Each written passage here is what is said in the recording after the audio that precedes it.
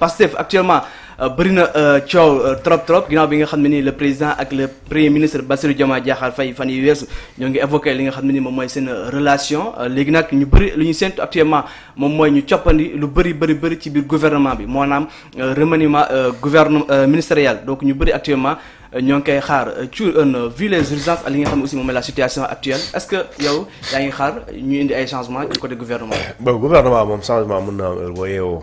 donc amul heure pour changer gouvernement parce que ñi nekk ci gouvernement yi di ko composé ñu tuddee la ay ministres ñoom amuñu contrat boo xamante ne naan oui tu es ministre pendant 10 ans pendant 1 mois wala une semaine wala 1 an. parce que le ministre n'a pas de contrat c'est-à-dire que il est là nommé nañ la tey mën na la dàq suba.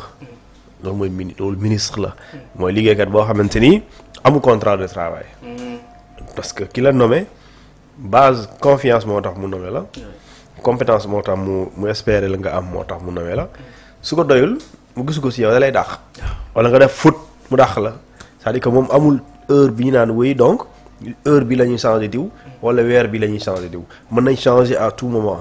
mën nañ changer du jour au lendemain c'est-à-dire que mën nga dem mission sa ministre bi président dàq la boo ñëwee nga delloo tablier bi. daal tënku ko.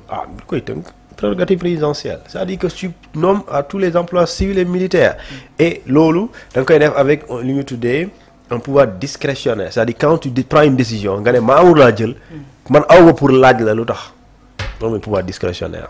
yaa ngi dégg donc su te boo dàqee ni yaa ma sa gis nit. renvoyé licencié ko. ci décret de limogeage boobu ñu bind. waaw il a été limogé parce que yaa ko gis. li ñuy wax motivé. mooy dox mos a gis. amul parce que ça n'existe pas. le président n'a pas à rendre des comptes à s'expliquer sur une décision qu'il prend par exemple bu dàqee nit. amul kii dàq nañ fi Cheikh Dieng non. dégg nga ba léegi mu wax. ba léegi amul wax ñu motivé mu tax du si mos a wax. même Pape Mada aussi. waaw mais du ci wax sëñ bi parce que amul pour expliquer. léegi nag nit yi nga xamante ni ñoom nga tànn bu fekkente ne ñoom li nga leen di doyee.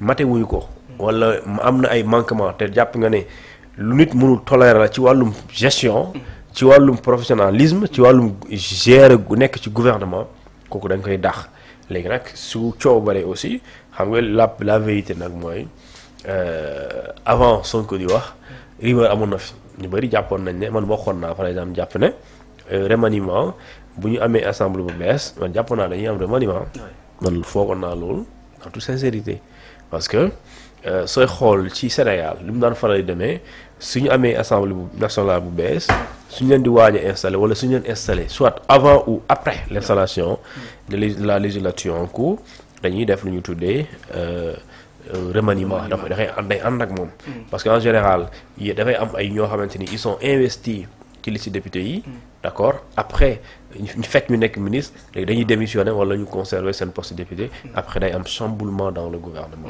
et dans la disposition passée ci même liste député yi amoon na des députés d'accord plus tard ils sont devenus ministres mais il y avait aussi des ministres d'accord ba pare ñu investir leen et liste boobu gagné par exemple cas de Sonko par exemple Sonko était premier ministre du Sénégal investi sur la liste Birame Souleye lui aussi il était député plus tard il a été nommé il quitte l'Assemblée nationale ki nga xamante mooy Abbas Fall aussi il a été investi il est député il quitte le poste de son mandat de député mu suspendre xam nga démission mu dem retrouver wu fële El Malick Ndiaye il était ministre investi sur la liste il conservait son mandat de député il quitte son portefeuille ministériel donc léegi mooy waral des fois mu am chamboulement nga xamante ne ñii bu ñu demee il faut ñuy dem léegi président profiter ci loolu indi beneen équipe bu bees avec une nouvelle législature après ñu continuer nag pour dérouler li ñu tuddee les activités du gouvernement.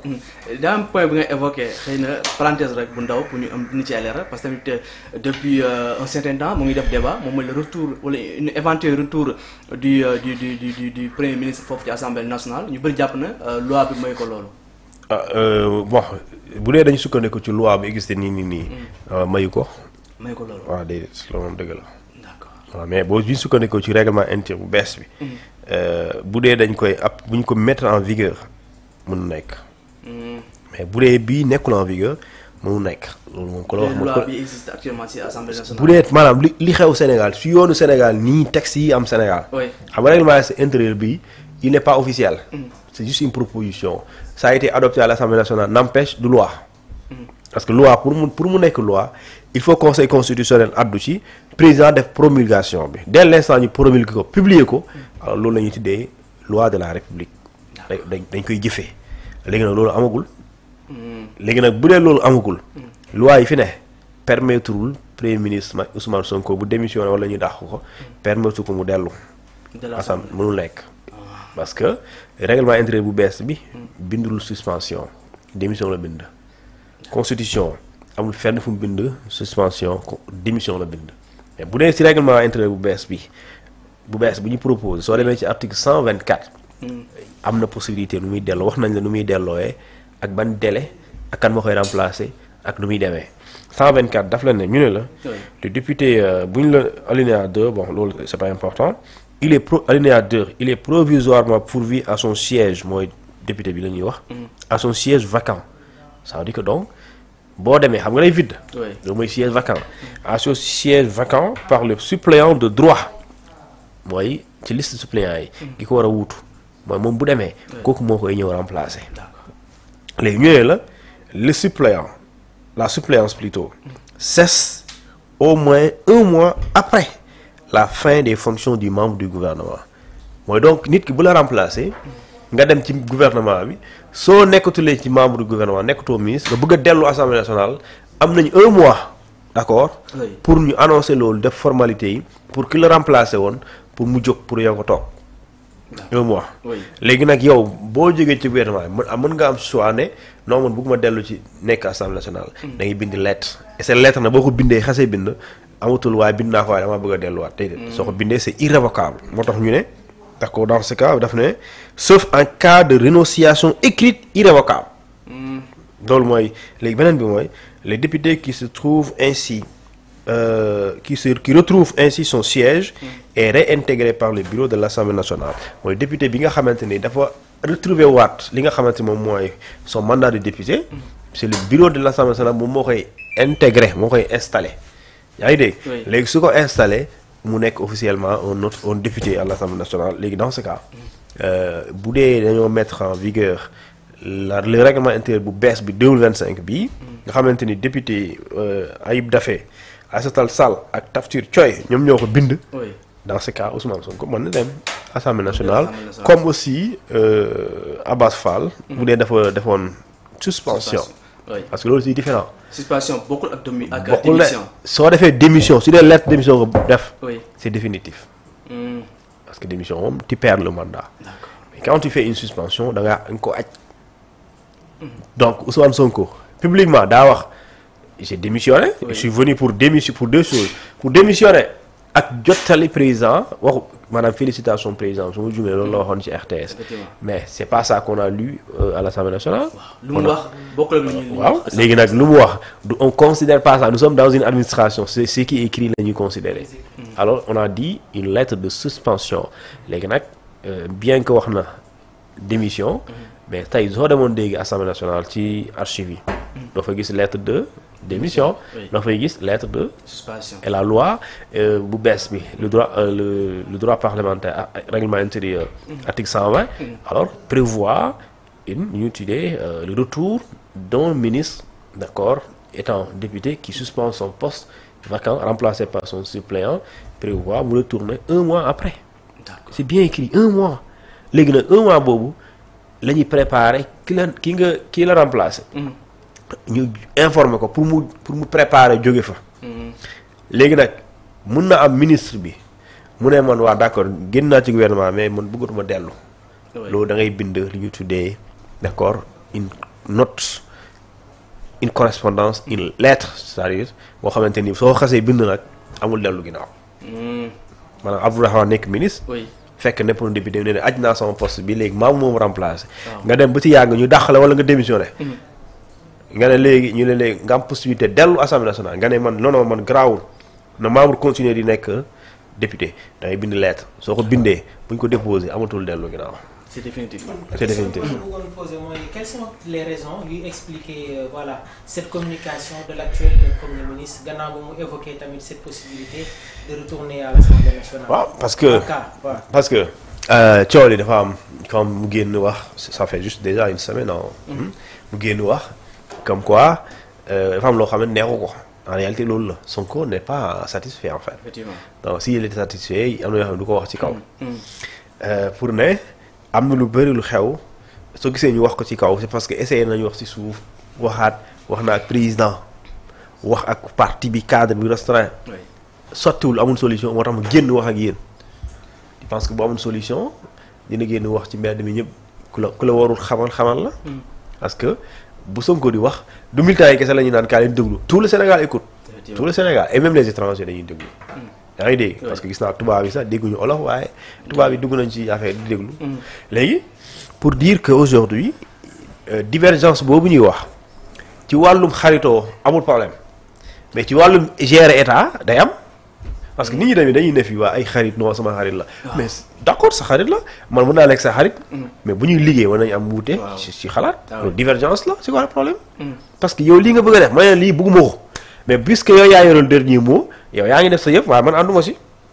wuute nañ mais bu ñu wàccee ci kër gi fële sëñ bi dañuy nuyante. loolu c'est tout à fait normal loolu c'est tout état ak loolu du xarit état amul xarit état amul fraternité état amul famille. yaa ngi dégg soo ko dugalee ci loolu da ngay juum. Parce que quand le président vous dit on a aucun problème, Ousmane Sonko c'est mon ami, effectivement, du point de vue amical, pourquoi il y a un problème? Mais du point de vue gérer l'État, on a un parce que qui a une vision B, qui a une vision A. Et là, le président, quand il le dit, Sonko prône l'État parti. Mais prône, Diomaye, ce qu'il dit, c'est le contraire, par exemple. Diomaye dit, je suis ouvert à tous les Sénégalais, et je tends la main à tous les Sénégalais. Ça, l'État parti, c'est le contraire.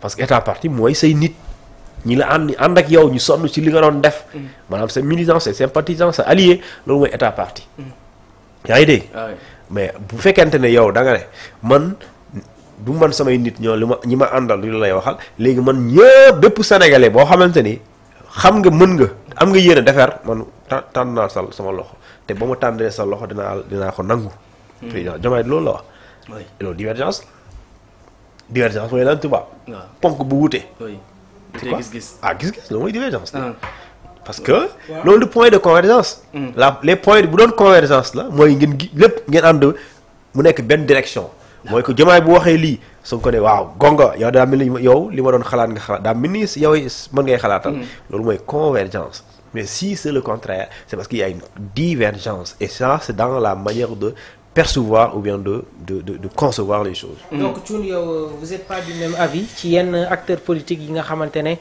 nee nañu Ousmane Sonko est dans la stratégie communicationnelle. Mais ça il a fallu que.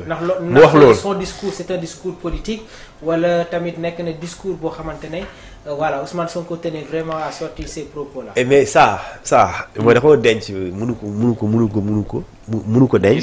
mu génne ko. et defe na su jaraate ñu génn dañuy gën a wax. et Sonko quand il est rentré de Chine ce qu'il a dit c'est quoi li ma wax ak yéen ni exercice bii ma def di wax ak yéen dinaa faral di ko def léegi. donc ça c'est gratuit. avant 1 an plus tard defu ko. pourquoi 1 an après il juge nécessaire de le faire parce que y a ce qu'on appelle la base politique. cette base politique là bu fekkente ni amul lu ñu tuddee un exercice bi am sa diggante ak ñoom. dañuy dem ba dafay am distance. day am rupture wala dañuy dem ne ñun de suñu leader bi Sonko la ñuy topp waaye mais gën nañu xam ci lu mu ne. waaye par exemple il y a un moment moi j'ai vu des militants des personnes qui disent que mais Sonko nag vraiment namm nañ ko. par exemple. qui disent et quand ils disent namm nañ ko du jëmm ji mais namm nañu contact ak moom. quand je dis contact mooy ngay wax ngay rassurer say militants di leen galvaniser parce qu'une troupe ou bien des troupes ont besoin d'être galvanisés. Il faut les rassurer par rapport au projet, par rapport également aux promesses yi nga tenir. Pour ñu xool est-ce que à quel niveau